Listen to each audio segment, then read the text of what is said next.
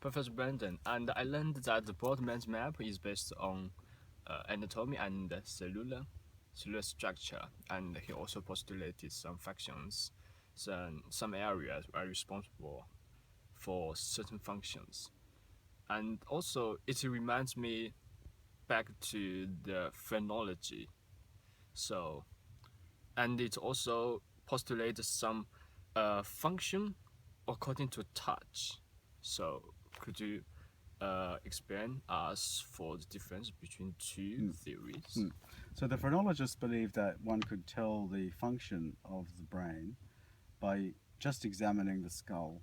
The skull in different places has different bumps and lumps, is smaller, bigger in certain parts in certain individuals. And the phrenologists believe that by examining those bumps on the skull, one could make inferences about the underlying function of a person in their personality and behavior.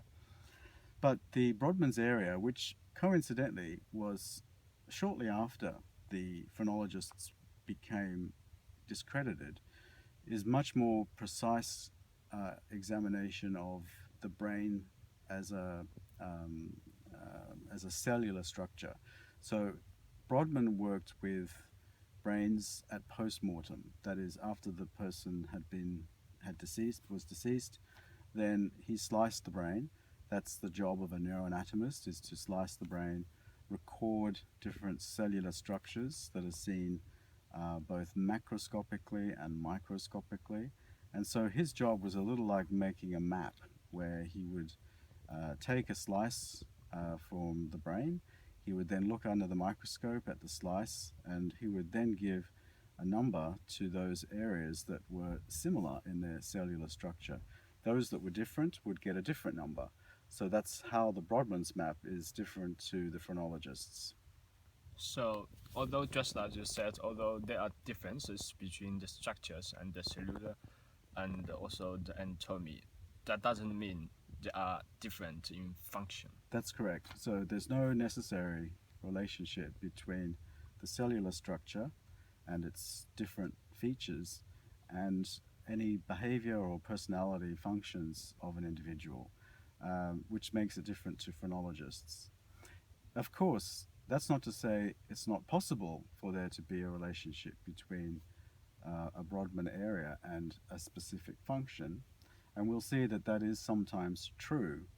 But in the case of Brodmann himself, he was not interested at all in the function of the brain. His job was simply to look at slices of dead brains and to identify those areas that were the same or different in terms of their cellular structure. So the function part is a byproduct of his map. Yes, so since he wrote his map of the brain, he was able to give us a great deal of insight into potential functional differences in the brain. But that was never his intention. His intention was only to simply mark those areas that were in different topological regions or topographic regions that had different cellular structure. Okay. My second question is about Phineas.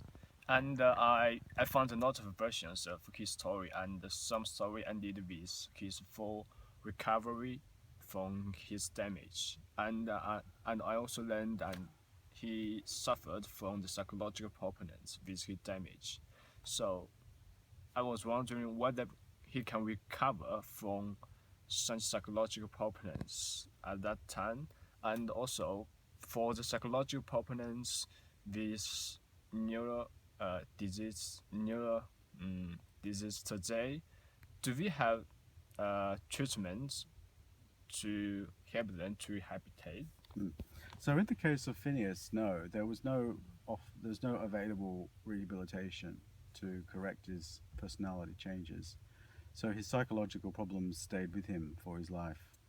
At that time, in the late 19th century, it was not very routine for people with brain damage to receive any kind of psychological counseling of any type. So Phineas never benefited from any knowledge that we have about psychology in his lifetime.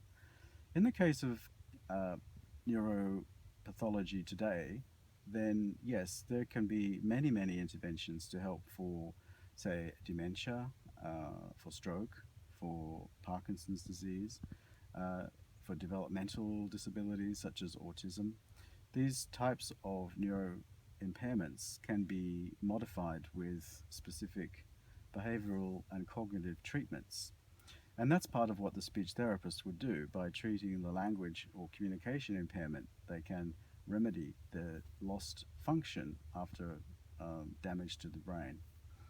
But in the case of Phineas and his particular problem, if somebody had a problem of that type today, then the outcome would be not so great because we still don't have a way to remedy those very profound personality changes that follow damage to the frontal cortex, or more specifically, the prefrontal cortex.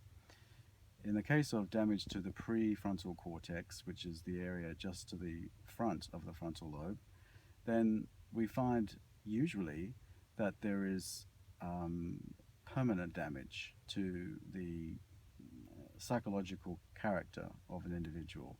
So, people who have closed head injury, for example, at a young age of, say, 21, then as they emerge from their trauma, we find their personality has changed and usually will not revert back to the original personality.